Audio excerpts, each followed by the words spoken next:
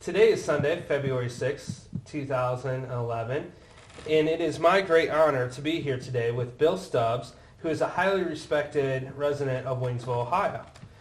My name is Chad Bridgman, and I'm joined today with Rick Rigger, and he is in our background as far as collecting the data on this historical DVD. The three of us are trustees on the board of the museum at the Friends Home here in Waynesville, Ohio. Bill is a charter member of the museum. It is our hope to record the oral histories of our highly respected individuals who have given so much of their time and energy in the preservation of the history of the village of Waynesville. Our format today will be simple and casual. We'll be asking questions back and forth, and with that, we will begin. Good morning, Bill. Today we'll be recording oral history of your different accomplishments and different things that you have contributed here to Waynesville and the village itself. So with that, we just will have a few simple questions for you. And to begin that, can you give us a little bit of history about your background, of who you are and how you got here today, maybe just a brief background? Well, I'd be happy to talk about that. How I got here today, my parents, my mother and father moved to Waynesville in 1932, along with my sister Yvonne. My dad was an undertaker, and he established his business downtown on Main Street in a big Italianate mansion owned by Mariah Elvin. And he had his funeral home in the south end of the building, and Mariah lived in the north end, so we got to know Mariah Elvin very, very well. I was born in that building, and then just shortly after that, Mom and Dad bought the home that is now the funeral home, just a little bit farther north on Main Street, and I was raised there. I think the fact that I was born in Waynesville and spent my entire life in Waynesville has really influenced me as a person. I had the great advantage of being a child here. Had the run of the village. We felt safe to go anywhere we wanted to. I would walk downtown to my father's furniture store and back. It was just wonderful. I went to school here, of course. I spent my elementary school years in the old school building right across from this museum, and then, of course, went to the high school. And that was a wonderful experience. I think a lot of people don't realize how wonderful it is to be raised in a small town. I actually graduated with 18 people. Wow. So I had the advantage, if I wanted to play football, well, we didn't have football in those days. If I wanted to play track, I could do it. They needed people. I was in the class plays with absolutely no talent. So it sounds like even from an early age you were active. You're active as far as the community goes. Oh, I think that was the advantage in a small school. I had to be. Yes. If we didn't have participation from our 18 people, we couldn't have class plays. Right. We couldn't field a basketball team.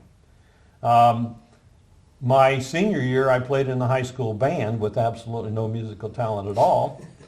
And at halftime of the basketball games, I would come up in my uniform, basketball uniform, play with the band, and we would form a block W on the middle of the basketball floor. Wonderful. So it was just a wonderful experience, and I really believe that small town atmosphere with a small town school influenced me in many ways, and very positively. Disadvantages, sure, but mostly advantages. And then from going to high school here, you did continue onward, and you went on to college, correct? I graduated from Waynesville High School and went to Bowling Green State University. My impression was that we had several people going that year to Bowling Green, and actually none of them ended up there. Wow. But I found some friends in Bowling Green, and I only stayed there for a year and a half. Okay. The reason I left Bowling Green, I had found a young lady here in Waynesville that I had known all my life, and we started going together in my junior year in high school, my senior year in high school. And I found the trip from Bowling Green to Waynesville every weekend just too much. And how long at that time did it take you? Oh, of course, Interstate 75 wasn't there. Correct. But you could go from Bowling Green to Waynesville in 3 hours, Oh, really? 2.5 to 3 hours. Not too bad. Not too bad. I transferred at the middle of my sophomore year to Wilmington College. Of course, Wilmington was quite small. There again, a small town school and a small school. Mm-hmm. I got to do things in Wilmington I would not have been able to do at Bowling Green. I was majoring in history and physical education. And one of our jobs in physical education was to go out and run the track meet. So I went out and helped run the track meet. And I said, Coach, I said, I can throw the shot farther than this guy's throwing it. He said, well, throw it. And I said, now remember, I graduated from high school at 145 pounds. And I said, I can't come to practice because I'm working. He said, take the shot home with you, practice all you can, and we'll put you on the team. And did you do that? I did. And never went to a practice, threw the shot the rest of the season, went to the district meet, and one of our guys got sick and they put me in a relay. Really? I ran a 400 relay, in those days it was 440, without running a step all year. Oh my goodness. But I threw the shot and lettered in track without any talent at all. So again, a small school. When I graduated from Wilmington College, the wonderful, wonderful president, Dr. Sam Marble, shook my hand and said, we're expecting great things of you. And he said, Bill. And I thought, man, that's wonderful. He knows who I am. Well, of course, he had the diploma in his hand with my name on it. But those kind of things you remember, and those wonderful experiences are just things that go with you all your life. So would you say then, though, through those different experiences is what led you or sparked the interest as far as, starting to dive into history, becoming interested in history? What was it that caused you not only to pick that as your major, but also to really live it and trying to preserve history as you've done so far? I've often thought about that. I really think I'm not particularly interested in history per se.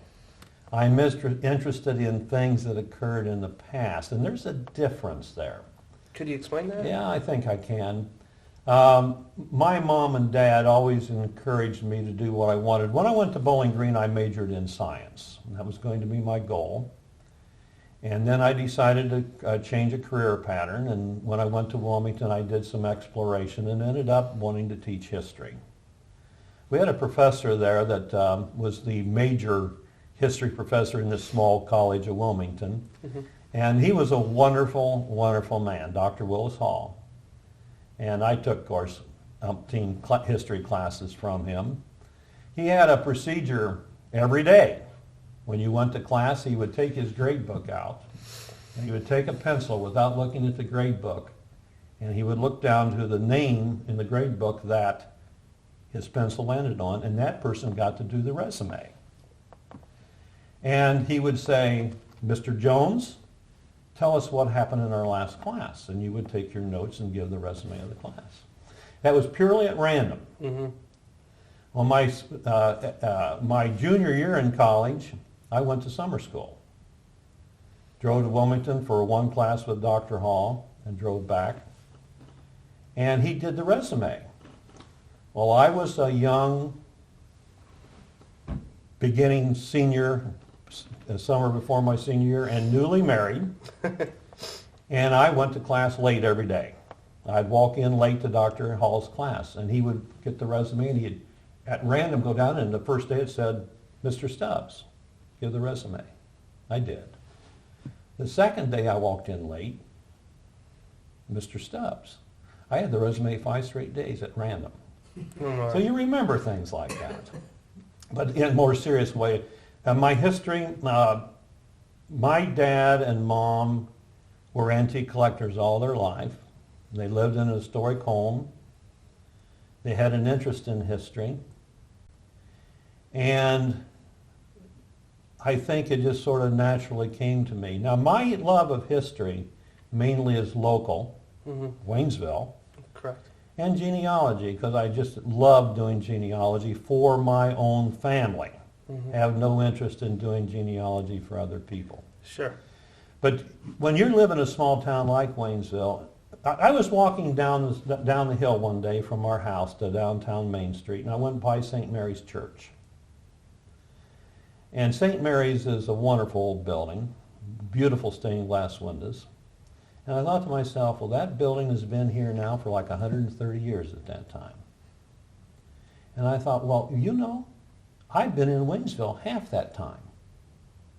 And then I started thinking that I've been in Waynesville all these years, and those years would cover 1/3 of the history of Waynesville. Mm-hmm.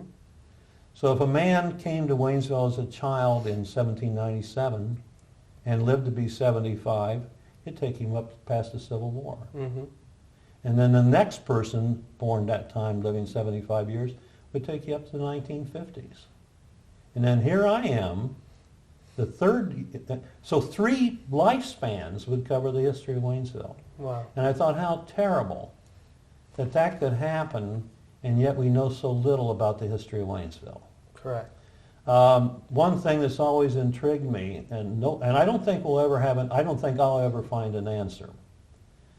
But when Samuel Highway came here in 1797, this was a real hillside. He was a surveyor, and he plotted the town to go up the hill. And our history would show us that before Mad Anthony Wayne fought the Battle of Fallen Timbers, this was going to be called Terraceville. Now that's sort of shadowy history, but I think it's true.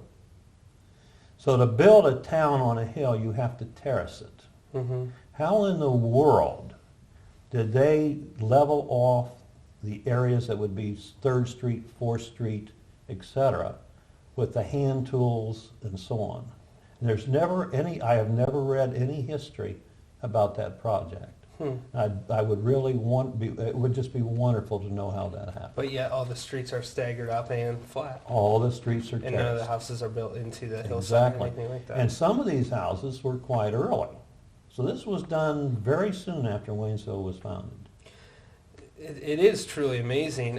What's even amazing is that it seems like it's the local history that really has sparked your interest as far as preserving the local information and also searching for answers maybe that you don't even know yet. Yeah.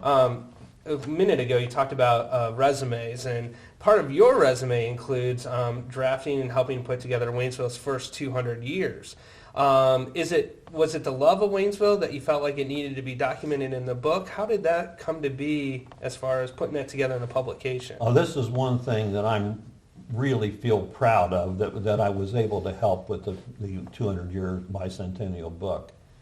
That was done by the Waynesville Historical Society. I was always a member.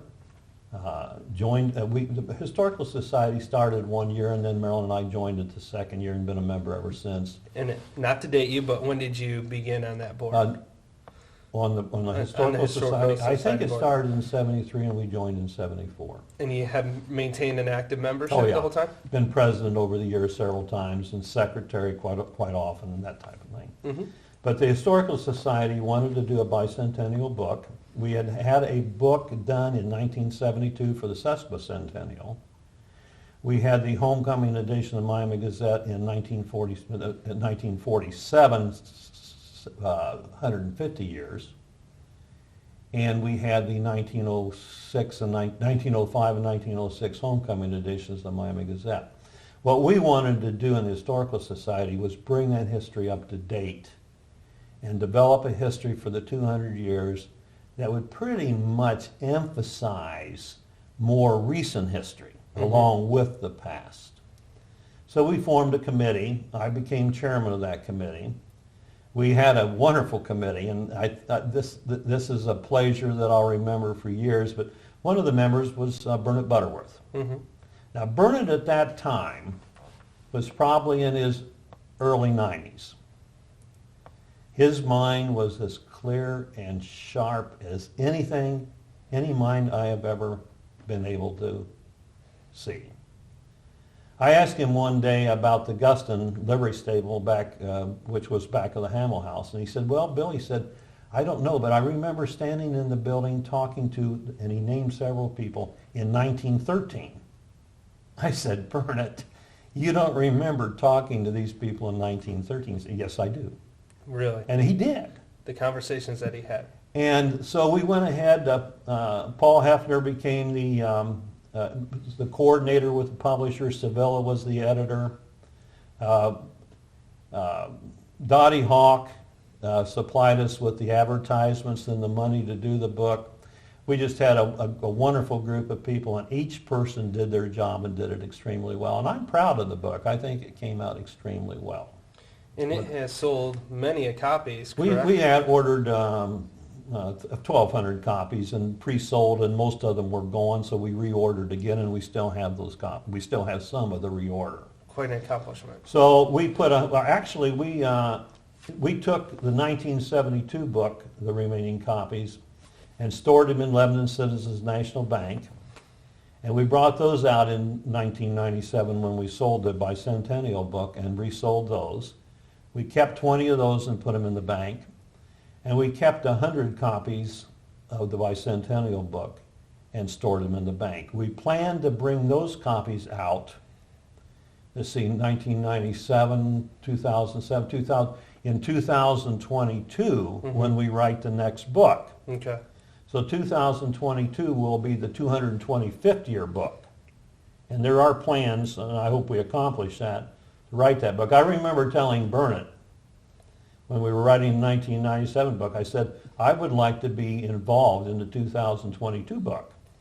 And I said, if I am, I would still be younger than you are now. That's amazing. So I really intend to work on the 2022 book, Oh, which absolutely. would start like 2019.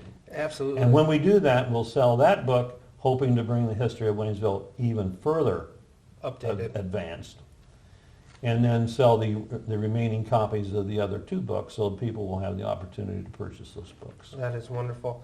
And what other accomplishments has the board accomplished here in the past, or maybe in present times, or how has the board impacted the village of The Waynesville? Historical Society Board? Yes. I think we've done some wonderful things, quite frankly. First of all, the goal of Historical Society would be to encourage interest in history. Mm-hmm. And I look back at the program we had this year in October, which of course would now be 2010, but this current Historical Society year, we had it on Sue Ella Bernard. And I think so few people know the history of Sue Ella, even people who live here in Waynesville. I lived on Main Street, and the Bernard family lived on 3rd Street immediately in back of the funeral home. So our backyards adjoined. Mm-hmm. And I didn't know Sue Ella's history. She was 15 years older than I am. And as a child, she was already gone from that house, so I don't remember her from that circumstance. But of course, her exploits in World War II as an Air Force or a United Army nurse were just world-shattering. Mm-hmm. And we honored her, and unfortunately after her death, last year with a Historical Society program. And if we educated anyone in Waynesville about the exploits of Sue Ella Bernard, then that's what makes Historical Society what it should be. The other thing that came out of that was that we honored our people who were prisoner of wars in World War II. And I knew these people. And so many of our World War II veterans did talk about their military service. Mm-hmm. So we really didn't know. Hmm. But then, I'm going to mention his name here, and I think that's wonderful, that Ralph Peters Mm-hmm. was an Air Force bomber pilot, was forced down twice in beyond enemy territory. And he told the Historical Society about what happened to him as an Air Force pilot and a prisoner of war. Bob Plank bailed out of his fighter, as a fighter pilot, bailed out of his plane, broke his leg and landed behind enemy territory and was captured. So getting these people's names out and having people in Waynesville look at them with the respect that they deserve is something that Historical Society does, and I think it's wonderful. And so even too, what I'm hearing from you, while we may be a small community, we have also impacted the world. We have outreach to the world and contributed to different things, not just here in Waynesville. It's truly amazing. Yes. I'll mention this also because I think this is so wonderful, and it comes out of Historical Society. This little town of Waynesville produced a nuclear scientist, his title is actually a chemist, who was head of health physics at the Mound, Warren Shin. Mm-hmm. And I think a lot of people don't realize that. At the same time, Waynesville High School graduated Joe Tinney, who became the health physicist at Los Alamos. I think I said that right. And then at the same time, a person not raised in Waynesville but married a Waynesville girl, Brian Branson, was a health physicist at another nuclear plant. Wow. At one time, this little town produced in one way or another 3 nuclear physicists that did amazing things throughout the country. Truly amazing. It is. Truly. And again, Waynesville should be noted for those kind of happenings. Absolutely. And of course, Joe Tinney and Warren were educated in Waynesville schools. Obviously, the impact, I'm sure there's many other stories that we don't even know about today. But continuing on with you and your accomplishments, eventually you find your way to a museum at the Friends Home. How did that come to be? Obviously, that's where we're at today, interviewing you. It's the museum at the Friends Home. How did that ever come to be? How did this The Waynesville Historical Society felt we should have a museum. We had been receiving artifacts for years given to the Historical Society and really had no place to put them. So we would simply get them and store them, which I'm thankful we did. Correct. But we felt we needed a museum. And of course, let's face it, to develop a museum in a small town is not an easy thing. You need a facility and you need money to run it. So I think we actually formed a committee to look at this. And then one day, Milton Cook said, I think we can get the museum at the Friends Home boarding house Yes. as a museum. And of course, just having that kind of exciting news that we could have a wonderful building like this in the town of Waynesville to become a museum was so exciting. It was just wonderful. And that was probably in the late 90s, like 1999. So actually we made arrangements with Friends Home Incorporated, who built the building in 1905 and still owns it, to rent the museum through the building. And we did rent the building. We got a board of directors. We wrote the bylaws. We incorporated. We became a tax-exempt nonprofit organization. A lot of that was early work. And by 2000, we opened the doors in this building. One of the first things we had, I thought, was a wonderful exhibit for a local artist, Morris Falkerson. A lot of people brought Morris's paintings out of the woodwork. Yes. And we had an exhibit. And the museum, I think, has become very, very successful in the 10, 11 years now that we've been in operation. And I think we can be very, very proud of what we have here. How has it grown? How has the museum grown from 2000 to here we are today, 2010 or 11, with everything expanding? I think, first of all, people need to realize that there are no paid employees at the museum. Everyone who works here is a volunteer. And of course, that's what makes small town Ohio, United States, a great place to live, is that we have people who are willing to devote time to make something like this happen. And we have had so many volunteers over the 10, 11 years that have devoted immense amount of time. And that continues today. Our trustees spend a lot of time here and a lot of time working. And we have developed a board of trustees who utilizes their expertise in different ways to help make the museum grow. We have been financially successful in that we have developed a number of programs. One, of course, our famous program is our ghost tours. And how do you participate in that? Our ghost tours, we have a program chairman, Linda Morgan, who heads all the programs, and the ghost tours is one of them. We developed stories from individuals. All of our stories are firsthand, right from the people who witnessed the event. And over the last several years, we have 800 to 1,000 people take our tours during the year, mostly in October. And of course, that's become a moneymaker for the museum that helps the museum keep its doors open.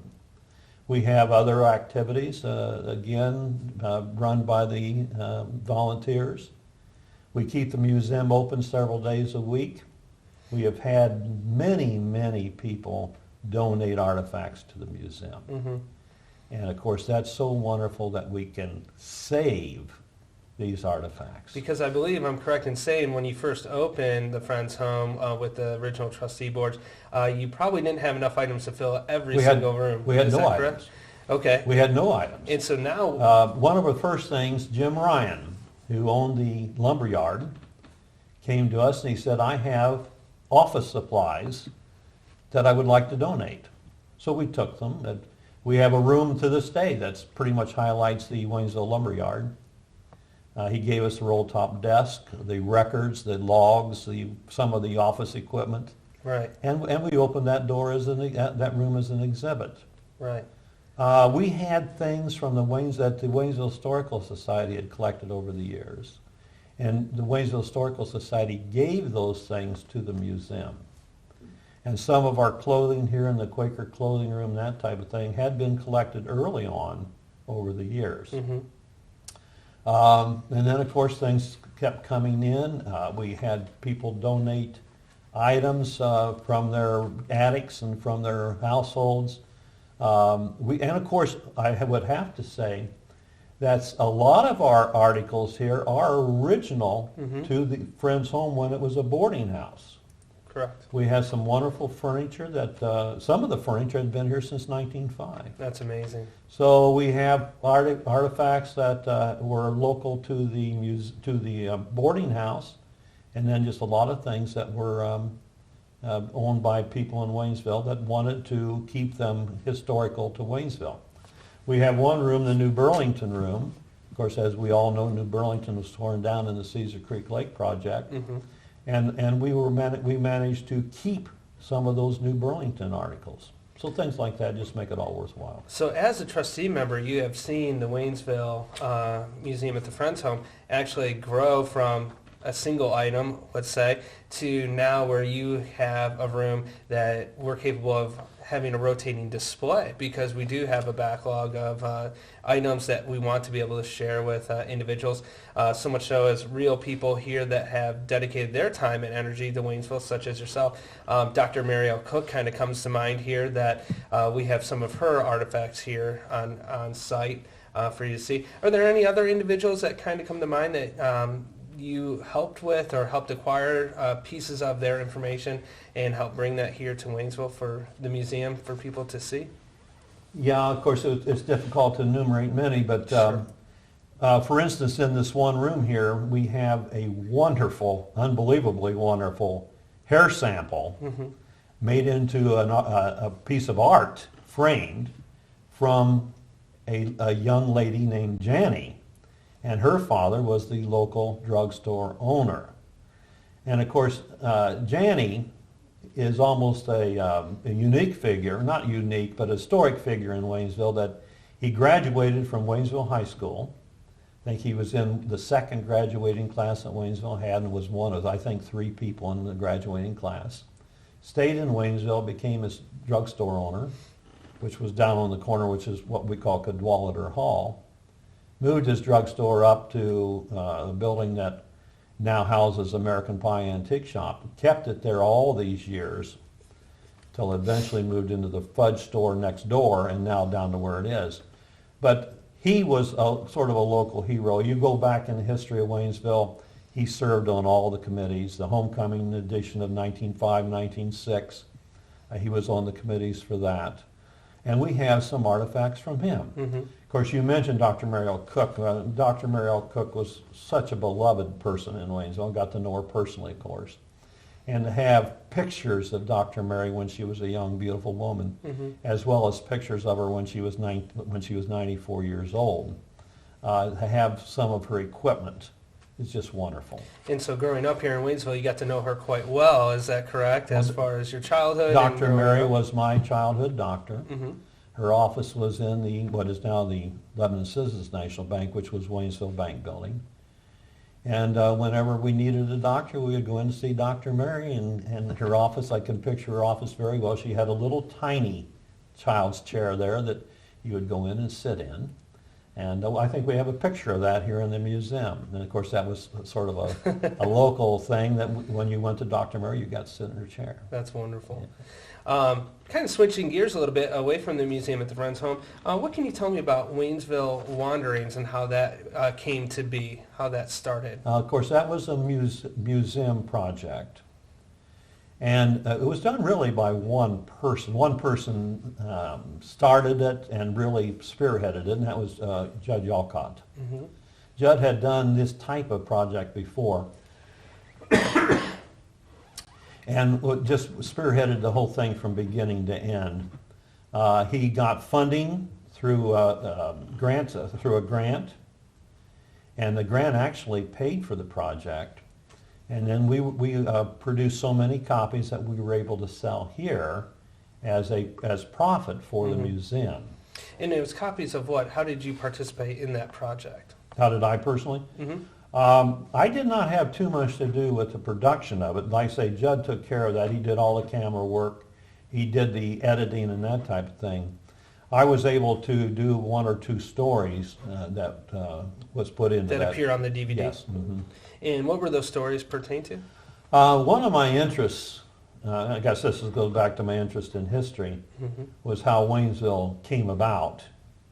And of course, to do that, you have to know the history of the Northwest Territory and the history of Ohio, and the history of the Indian affairs and the safety of settling in Ohio, and knowing, of course, that you couldn't settle in Ohio until after the Battle of Fallen Timbers, which met Anthony Wayne.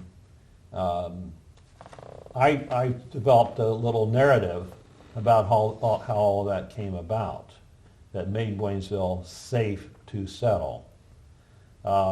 We were very fortunate in the settlement of Waynesville to have a diary that was written by a 19-year-old Englishman named Francis Bailey. And he wrote a complete narrative of the 2 years before the actual settlement, how it was started. And then he came to Waynesville with Samuel Highway in 1797, March the 8th, and stayed here for 1 month. He wrote his diary while he was here, and he came here, of course, with the settlement in March 8th, and by the end of March he left. And he was going to go through the rest of the Northwest Territory before he returned to England.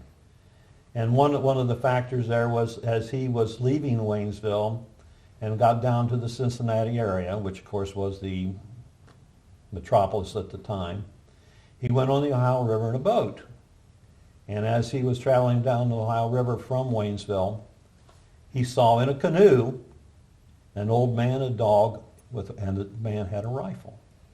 He said he followed his boat followed that man for about a day, and they finally hooked up, and the man was Daniel Boone. Really? So isn't it interesting that one of the early residents of Waynesville, as he left Waynesville, had a conversation with Daniel Boone. And I don't know whether we realize or not, but at that time, 1797, Daniel Boone was famous, even in England. Then Francis Bailey eventually went back to England and became one of the most famous scientists of the world. Wow. And again, I don't think Waynesville emphasizes enough that this young 19-year-old was in Waynesville and then became this wonderful, wonderful scientist. Wow. So yet again, another perfect example of Waynesville, I guess, extending out to the community. Extending out to the world. And the world. Yes. Now, you talked about the Waynesville being a small community and that being a good thing. What other things do you believe makes Waynesville so special and a special place to live? Not just to live, but let alone, you explained growing up here. Why was it important for you to stay here and, contribute back? Well, actually, my staying in Waynesville all my life was simply because of family. My mom and dad were here. Marilyn's folks were here. Her father had died very early, but her mother and stepfather were here. We raised 2 sons, and unbelievably, they chose to stay in Waynesville. And then we had four grandchildren, And basically, they're still in Waynesville with their families, and now we have 3 great-grandchildren. We can't leave. Yes. There's no way in the world we can leave Waynesville. About this time every winter when there's snow on the ground and you can't get outside, we talk how wonderful it would be to live in Hawaii. We know that's unrealistic, so we just stay in Waynesville. Correct. But, of course, as I think I said before, my life in Waynesville certainly has influenced me. I'll give you one instance. We were married at the end of my junior year in college, Marilyn and I. And so I began my senior year. I was going to complete my college degree, and I needed a job. So I walked downtown one day to the post office, went in the post office, and the superintendent of Springboro Schools, who lived in Waynesville, was in the post office. And I walked up to him, I said, Mr. Emery, I'm graduating from college this year. I'm going to need a job. And my interview was, he said, I think we can use you. Now, how many interviews was accomplished in a post office with one question and one answer?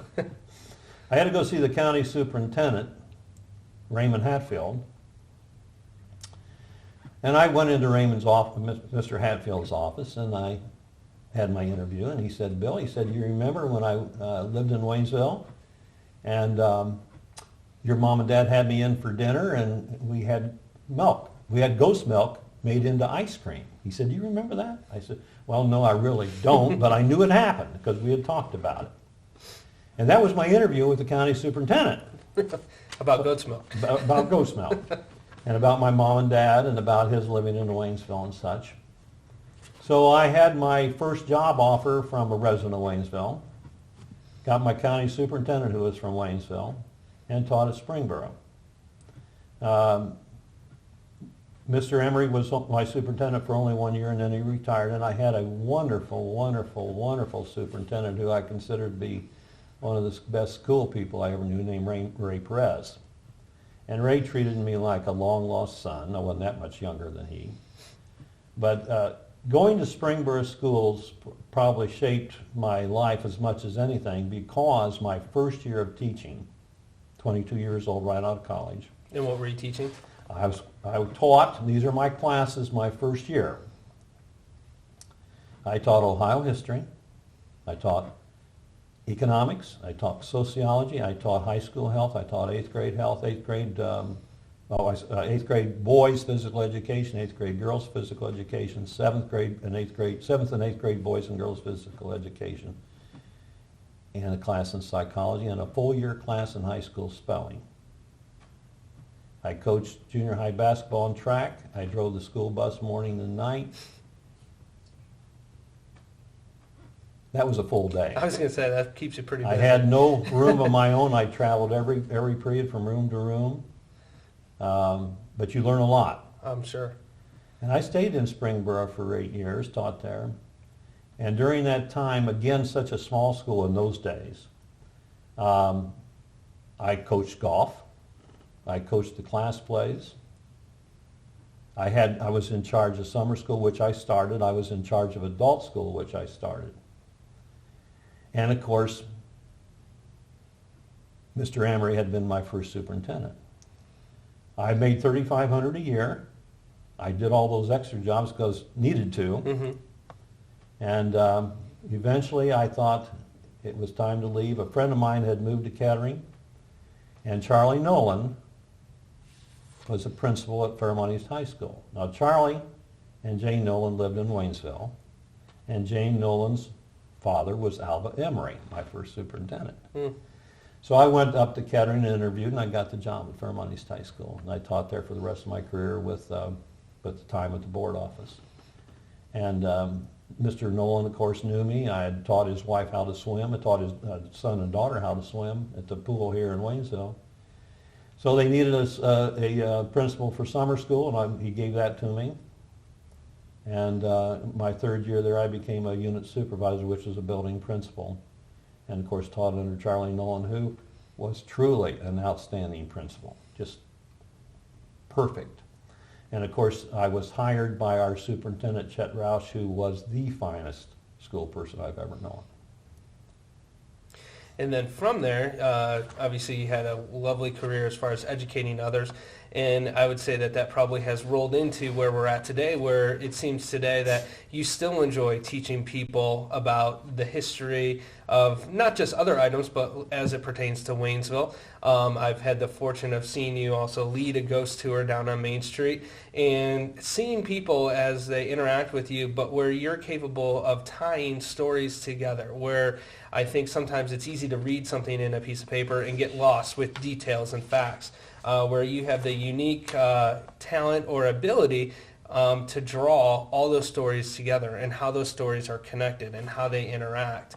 As you participate in these activities, is there still a piece of you that you get excited about teaching and sharing the information with I others? would say one disappointment in my life is I only taught for 5 years. Mm-hmm. I enjoyed the classroom. I enjoyed teaching. And you know, I still lay awake at night thinking how I would redo my lesson plans. Really? I haven't taught for quite a few years, as you can guess. But teaching Ohio history in Springboro to 8th grade students, of course some of those 8th graders became lifelong acquaintances of mine. I won't say friends because I don't want to be presumptuous there, but they were lifelong acquaintances. Got to know my 8th graders extremely well, and 7th graders too.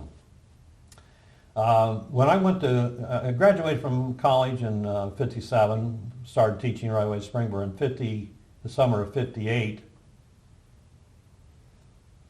I went back for my master's in Miami and went 3 summers in a row for my master's, and I started to do my master's in history. My goal at that moment in my life was to become a history teacher. Mm-hmm. And for a number of reasons, my second year in the master's program, I went into administration, figuring that might be a more obtainable goal for me, and finished my master's in administration. Was taught in those 5 years in the classroom in Springboro, and then went into guidance. Mm. Went back and did more college work for my guidance certificate. Did the 3 years of guidance in Springboro, and then went to Kettering, Fairmont East as a guidance counselor for 3 years, and then went into administration. Mm-hmm. So my one regret is that I didn't teach more in the classroom. Mm-hmm. Now back to the ghost tours. Our ghost tours are designed in Waynesville to tell actual stories of what actually happened in people's lives. But also we tie a lot of local history into those tours. Some of the local history which you have been fortunate to live yourself and to know some of the owners and different shop owners, let alone house owners on Main Street. Is that correct? Oh, absolutely. Of course, I lived on Main Street for the first 21 years of my life and lived in Waynesville all the other years. And my dad, of course, as a funeral director in Waynesville with the funeral home right there on Main Street. But then he also ran a furniture store. Mm-hmm. And of course, as a young child, I would go from our house to the furniture store to be with him as a very young child. And he had the furniture store all the way up to when he retired in 1969, and he sold it to Glenn and Sally Smith, who still own it. Mm-hmm. And at that point, we actually started the Little Red Shed Antique Shop. Okay. And what had happened there is that Marilyn and my sister Yvonne had worked for Dad at the furniture store for years. And we started a line of antiques in the furniture store. And then in 1967, Dad actually opened a little red shed in the alley back of the funeral home, remodeled it as an antique shop. So when he retired from the funeral home and the furniture store, we started our antique shop downtown as a partnership.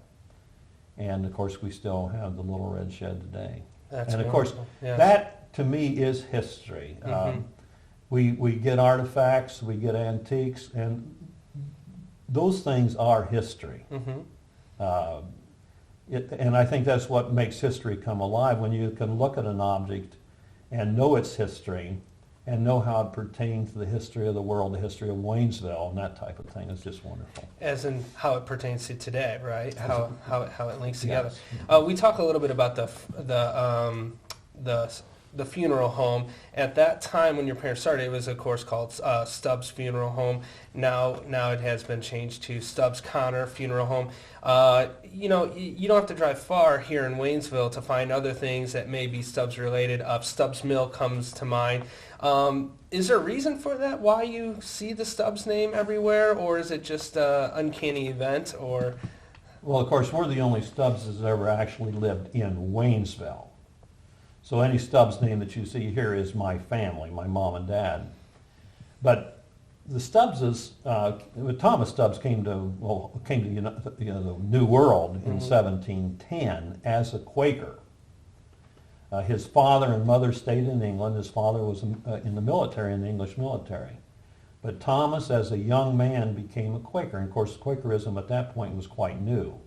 So he actually followed Penn to the New World, and he settled in Pennsylvania. and then from there, did he move on? Thomas and his wife Mary stayed in Pennsylvania all their lives.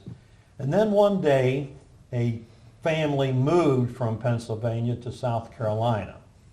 And that family had a young daughter.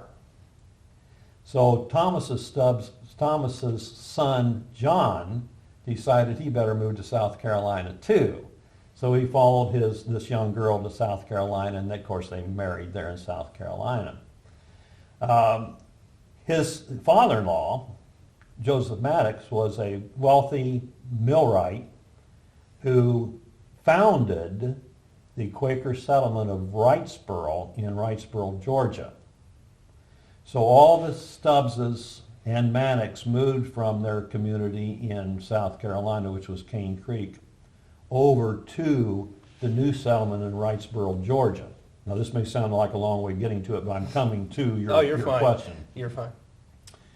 And of course, they moved to Wrightsboro with a 40,000 acre grant to avoid the Revolutionary War, Okay. and also to practice their religious freedom. Unfortunately, where they moved in Wrightsboro, which is just east of, what's the capital of Georgia? Atlanta? Or Atlanta. No, not Atlanta. It doesn't make any difference. Augusta. Augusta, yes. Is that right? I believe it is. Okay. And they were overrun by Indian raids, even in those days, and by people who hated them because they would not fight. So in 1803, they sent a representative from Wrightsboro, Georgia, up to Ohio, which of course was then the Northwest Territory, hadn't become a state yet.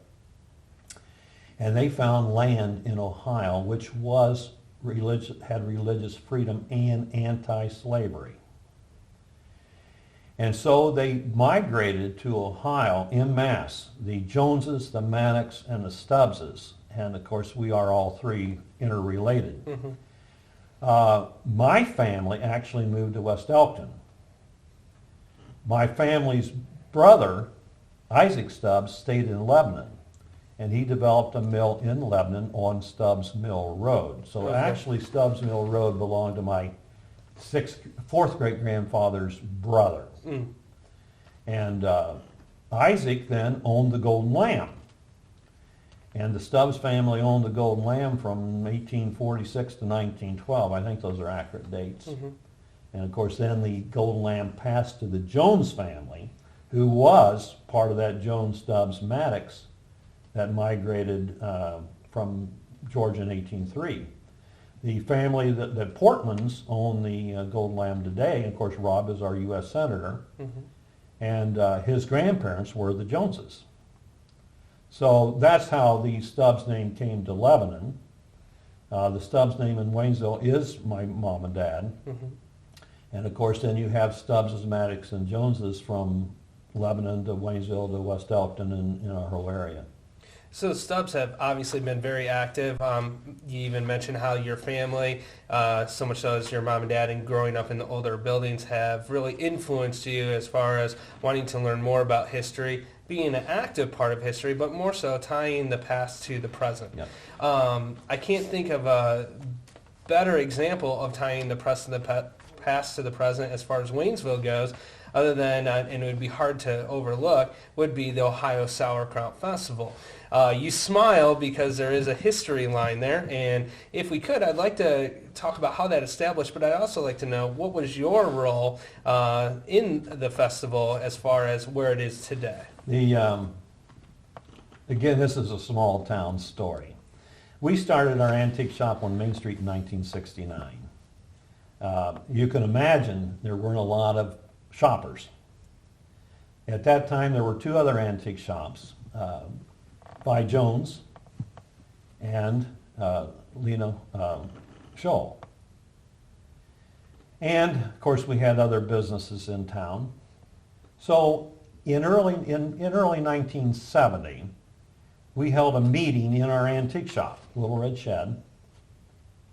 And as I recall, we had somewhere around 5 to 7 businesses attend that meeting.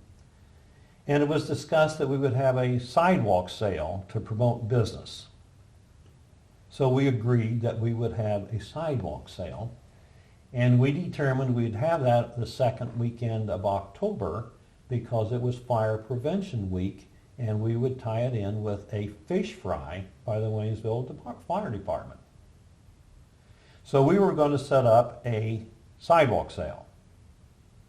And my dad, of course, who was at the meeting, literally said, I was there, this is the truth, that he had had sauerkraut. My mother, his wife, had prepared sauerkraut for dinner that day, and he thought it would be good to have a sauerkraut festival, a sauerkraut dinner. He didn't call it a festival. And somehow or other, in this English community, that caught on. And they agreed to do it. And what was your take when since you were at that meeting, what was your take on him offering up a sauerkraut dinner? My dad was a real character. He was a jokester. He kidded people. But he really did everything in his power to promote Waynesville. And we agreed to have a sauerkraut festival. Charlie LeMay drove the police car up to a canning factory in Lake Erie, and they gave us 600 pounds of sauerkraut. He brought it back in the police cruiser. And we had a sauerkraut dinner with 600 pounds of donated sauerkraut. We had no chairman that year. I remember we had some committees, but we had no chairman. We had booth space, and I'll never forget, we rented a booth space out on the street to people who made candy. And they came to me for some reason and said, where's our electricity? They needed electricity to make candy. We didn't have any electricity. And not only did they need electricity, they needed 220. So our solution was we ran 2 extension cords out of a house, 2 110s. And of course, 110, 110 makes 220. And they ran their equipment off of 2 electric cords. Anyway, that's how we started the Sauerkraut Festival. The second, third, fourth, and fifth years, I was chairman and or co-chairman of those years. And what was your role as a chairman? Well, we did all the organization, of course, the advertisement, everything. And it grew so much at that time. This was a one-day show. And what year was that again? That would have been 71, 2, 3, and 4, whatever. And so we decided to turn it over to the Chamber of Commerce because they had more members. See, we were running this show with very few people. And at that time, I think either that or the next year, we made it into a 2-day show, which of course made it more complex. Mm-hmm.